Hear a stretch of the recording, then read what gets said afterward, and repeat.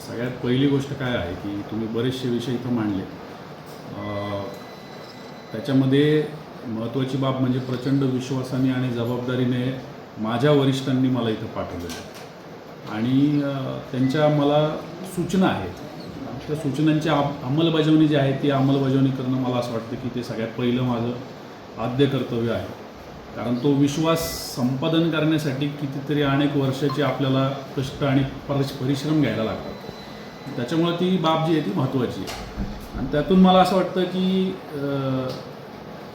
निपक्षपातीपणे पारदर्शकपणे काम करणं हे पोलीस अधीक्षक म्हणून माझं कर्तव्य तर आहेच, परंतु त्याचबरोबर माझा जो स्टाफ आहे, माझी जी टीम आहे त्यांच्याकडून पण ते अपेक्षित आहे. आज इथं मी चार्ज घेतला आहे आणि येणाऱ्या जो काही कालावधी मला मिळेल त्या कालावधीमध्ये या जिल्ह्याला इथल्या जिल्ह्यातल्या नागरिकांना अधिक चांगलं मला काय देता येईल, 5%, 10%, 20%, 80% जो काही बदल चांगला करता येईल तर त्याच्यासाठी प्रयत्नशील राहणं हे माझं काम राहणार आहे. तुम्ही ज्या सगळ्या मुद्दे मांडले त्याच्यातून अजून एक महत्त्वाचा मुद्दा आणि तो म्हणजे की लोकाभिमुख प्रशासन ज्याला म्हणतो आपण, म्हणजे नागरिकांना काय पाहिजे आहे, त्यांना त्रास कमीत कमी कसा झाला पाहिजे, तर त्याच्यासाठी प्रयत्नशील राहणं अत्यंत आवश्यक आहे असं मला वाटतं.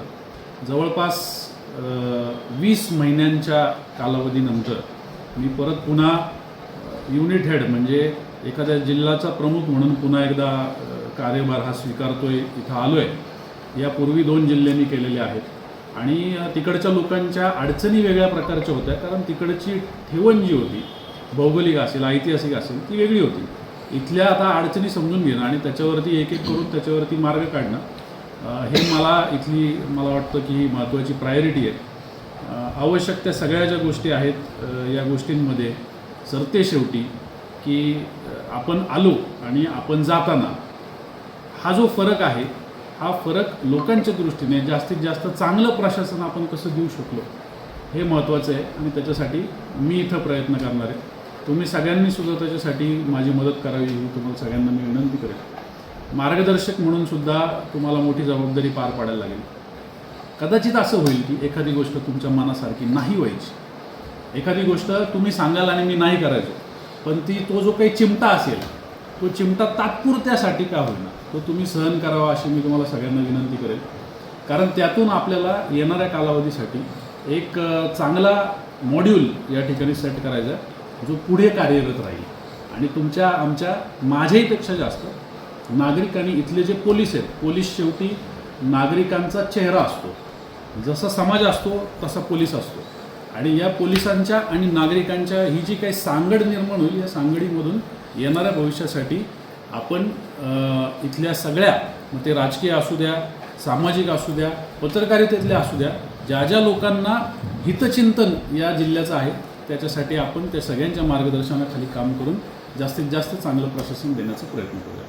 साहेब, राजकीय जे आता गेल्या काही दिवसापासून राजकीय क्षेत्रामध्ये पोलिसांचं नाव खराब झालं आहे, याकडे तुम्ही कसं पाहता? मला असं वाटतं की त्या सगळ्या गोष्टींच्या पार्श्वभूमीमध्ये मी घुसलेलो नाही. मला त्याचं ब्रीफिंग झालं आहे निश्चित, परंतु मला असं वाटतं की या सगळ्याच्या पलीकडे जाऊन आपण आता काम करणं गरजेचं आहे. आपण आता पुढं सरकणं गरजेचं आहे की आपल्याला लोकांचं काम करायचं आहे.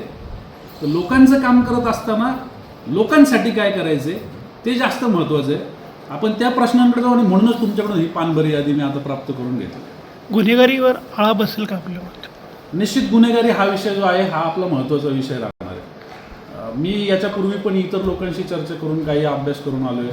त्याच्यामध्ये काही ज्याला आपण असं म्हणू शकतो की गुन्हेगारीचे पॅटर्न या जिल्ह्यामध्ये वेगवेगळे आहेत. म्हणजे जिल्ह्याच्या विशिष्ट भागामध्ये वेगळ्या प्रकारची गुन्हेगारी आहे. कुठं MIDC आहे तिथं वेगळ्या प्रकारची गुन्हेगारी आहे. जिथं लोकसंख्येची डेन्सिटी जास्त आहे तिथं वेगळ्या प्रकारची गुन्हेगारी आहे. सातारा शहराची जी आवश्यकता आहे गुन्हेगारीवरती वचक ठेवण्यासाठी तिथल्या गुन्हेगारीचं पॅटर्न वेगळं आहे. जर मानसारख्या भागामध्ये गेलो तर तिकडच्या गुन्हेगारीचा पॅटर्न वेगळा आहे आणि त्याच्यामुळं ही जी टीम असणार आहे ज्याला आपण आता कामाला हे सगळं काम करण्यासाठी आपण त्यांना प्रेरित करणार आहोत, त्यांच्याकडून हे काम करून घेणार आहोत, त्यांना योग्य त्या गोष्टी योग्य त्या वेळी योग्य पद्धतीचं मार्गदर्शन देऊन त्यांच्याकडून ते करून घेण्याची जबाबदारी आपली सगळ्यांची राहणार आहे. आणि त्यासाठीच मी जसं म्हटलं की तुमच्या सगळ्यांचे इनपुटसुद्धा त्याच्यामध्ये महत्त्वाचे ठरणार आहेत. राजकीय वरदहस्त असलेले चक्री मोठ्या प्रमाणात फोडवले सातारा शहरामध्ये जिल्ह्यामध्ये. मला त्याची माहिती घेऊ द्या. म्हणजे अगदीच तुम्ही प्रश्न चांगला विचारता एकदम गुगली टाकून, पण मला त्याची सगळी माहिती घेऊ द्या. आणि मला वाटतं त्या गोष्टी एवढ्या अवघड नसतात नियंत्रणात आणायला. आपण निश्चित त्याच्यावरती प्रयत्न करू.